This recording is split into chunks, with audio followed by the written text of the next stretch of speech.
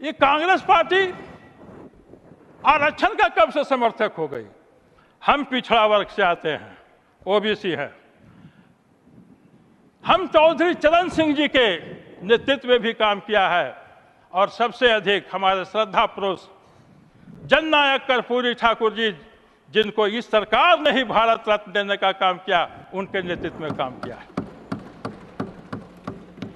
आरक्षण के लिए ये लोग लड़ते रहे, लेकिन कांग्रेस पार्टी ने तो ध्यान नहीं दिया।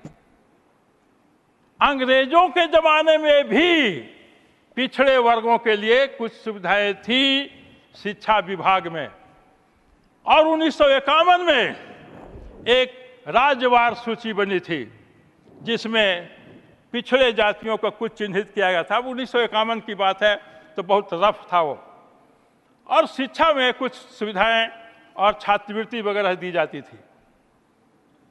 देश के कोने कोने से मांग होती रही कि पिछड़े वर्गों के लिए आरक्षण किया जाए, लेकिन कांग्रेस पार्टी नहीं सुनी। बहुत दबाव पड़ा तो 1953 में काका कालेलकर आयोग का गठन किया।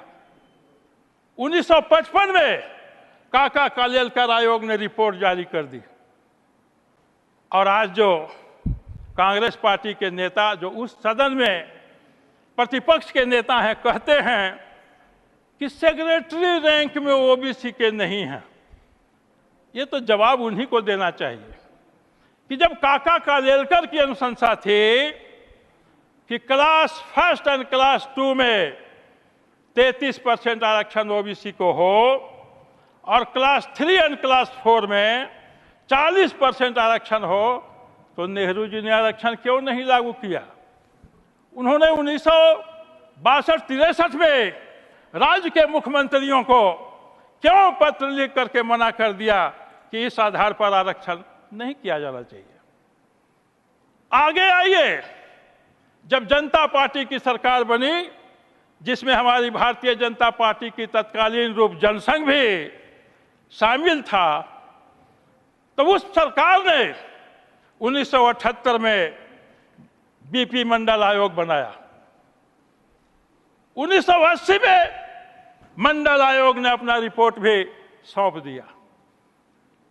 80 से 90 बीत गया महोदय, और इस 10 साल में कांग्रेस की ही सरकारें अधिकतर रहीं। किसी भी सरकार ने मंडल आयोग की रिपोर्ट को क्यों नहीं लागू किया? और आज यदि मंडल आयोग की रिपोर्ट 1980 में लागू हो गई होती, तो आज कितने सचिव और प्रधान सचिव, कैबिनेट सचिव बनकर के रिटायर हुए होते। लेकिन इन्होंने मंडल कमीशन को भी ठंडे बस्ते में डाल दिया। हम धन्यवाद देते हैं स्वर्गीय आदरणीय बीपी सिंह जी का,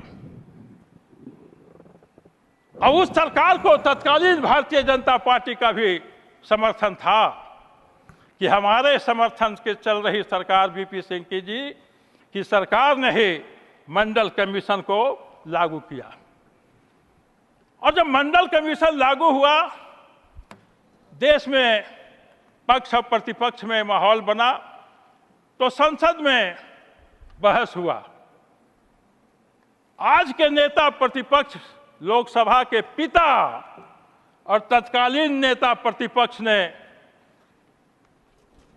2 दिन तक लगातार भाषण किया मंडल कमीशन के खिलाफ। 2 दिन तक। लाइब्रेरी में जाकर देखा जा सकता है, सितंबर महीना था, ईस्वी जरा हम गड़बड़ा रहे हैं, हाँ 90 ही होगा, सितंबर 90 में 2 दिन तक स्वर्गीय राजीव गांधी जी मंडल कमीशन के विरोध में बोलते रहे। और आज उनका बेटा संविधान लेकर कि संविधान खतरे में है, पिछड़ा वर्ग खतरे में है, आरक्षण खतरे में है, तो यह बहुत आश्चर्य होता है।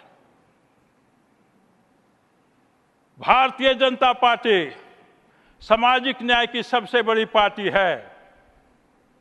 भारतीय जनता पार्टी के ही नेतृत्व में देश को एक फुल फ्लेजेड और पहला प्रधानमंत्री ओबीसी वर्ग से देने का काम किया है। महोदय, मैं बिहार की बात करता हूं।